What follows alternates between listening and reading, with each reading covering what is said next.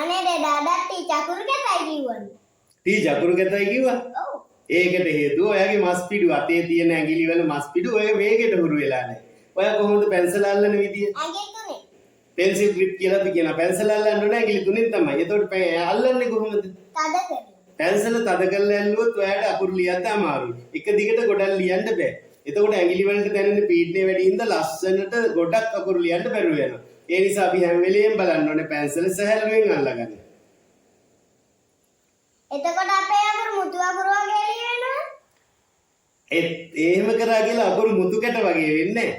ඇත්තටම අකුරු මුතු කැට වගේ වෙන්න ඕනෙත් නැහැ. අකුරු ලස්සන වෙන්න ඕනේ, පැහැදිලි වෙන්න ඕනේ. ඒකට කරන්න දේවල් කීපයක් තියෙනවා.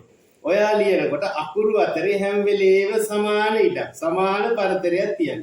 අකුරු පටලලා, ගාවලා එක ගොඩේ ලියන්න එපා. එතකොට බලන කෙනාට ටීචර්ට අකුරු ටික ලස්සනට පැහැදිලිව පේනවා. ඊට පස්සේ අකුරු වල හිසේ තියෙනවා රවුම. ඔළුවේ තියෙන රවුම් කොටස් අයන්න, මයන්න, නයන්න, එයන්න වගේ අකුරු. වයන් ඒ වගේ අකුරු අඳුර ගන්න ලේසි. ඒ රවුම හරි පැහැදිලිව අරන් පටන් ගන්න. ඊට පස්සේ පේලි වල ලියනකොට පේලි අතර හරි මැද මීඩියම් සයිස් එකෙන් ලියන්න. රූල් දෙක පිරෙන්න අකුරු ලියන්න එපා. ඔයාලා ශිෂ්‍යත්වය ෆෝකස් කරලා තමයි ටීචර් උගන්වන්නේ. ශිෂ්‍යත්වයට ඔයාලට හම්බෙන පේපර් එක මේ ලොකු තියෙන පොඩි ඉඩයි. ඒ ඉඩ ඇතුලේ ඔයාලට කළමනාකරණය වෙන්න නම් ඔයාලට මීඩියම් සයිස් අකුරු වලට හුරු වෙන්න වෙනවා. ඊට පස්සේ කොම්බු, පිල්ලම් ඒ වගේ සලකුණු ටික හරියටම ප්‍රැක්ටිස් කරන්න. එතකොට ඔයාලට පුළුවන් ලස්සනට අකුරු ලියන්න. ටීචර්ගෙන් අකුරු හොඳයි කියලා අහගන්න. ඉතින් ෆ්‍රෙන්ඩ්ස් ඔයාලත් ඒ විදිහට අකුරු ලියලා බලන්න. එතකොට ටීචර් අකුරු කැතයි කියන්නේ නැහැ. එතකොට අපි අකුරු ලස්සන කරගන්න නම් මොන වගේ වැඩක්ද කරන්න ඕන? අන්න හරි. තියනවා චැලෙන්ජ් එක. ඒකට කියන්නේ the 1 minute challenge.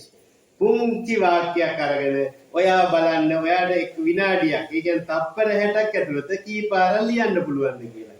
අපි කියමු මම ගමට යමි කියන වාක්‍ය අරගෙන තප්පර 60ක් ඇතුළත ඔයාට කී පාරක් ලියන්න පුළුවන්ද? අද ඉඳලම ප්‍රැක්ටිස් කරන්න.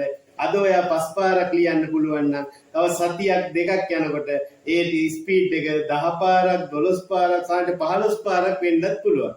ඒක එකක්. ඊට පස්සේ දවසකට අනිවාර්යෙන් පිටුවක් ලියන්න. ඔයා ටයිම් ටේබල් එකකට වැඩ කරන්නේ නේද? හරි. ඒ ටයිම් ටේබලේ හැබැයි අපි දාගෙන නැහැ අත්තකුරු වලට වෙලාවක් නේද? අපි ඊළඟට ටයිම් ටේබල් එකට අත්තකුරු වලට හැමදාම වෙලාවක් වෙන් කරගමු. ඒ කාලය ඇතුළත අපි හිතමු පැයක් කියලා.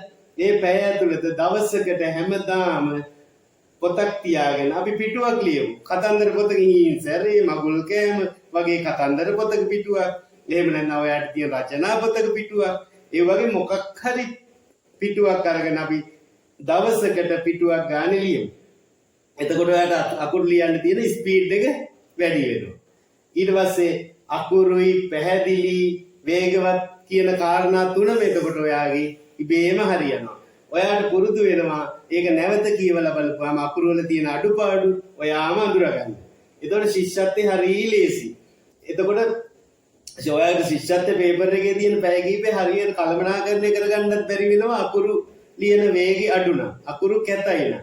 ඔයාට ලස්සනට අකුරු වේගවත් ලියන්න පුරුදු වුණොත් ඔයාට පුළුවන් ශිෂ්‍යත්වයේ පේපර් එක වෙනකොට තියෙන ඔයාට සීමිත කාලේ කළමනාකරණය කරගෙන අනිවාර්යයෙන්ම ශිෂ්‍යත්වයේ සමත් වෙන්න පාඩම් කරලා.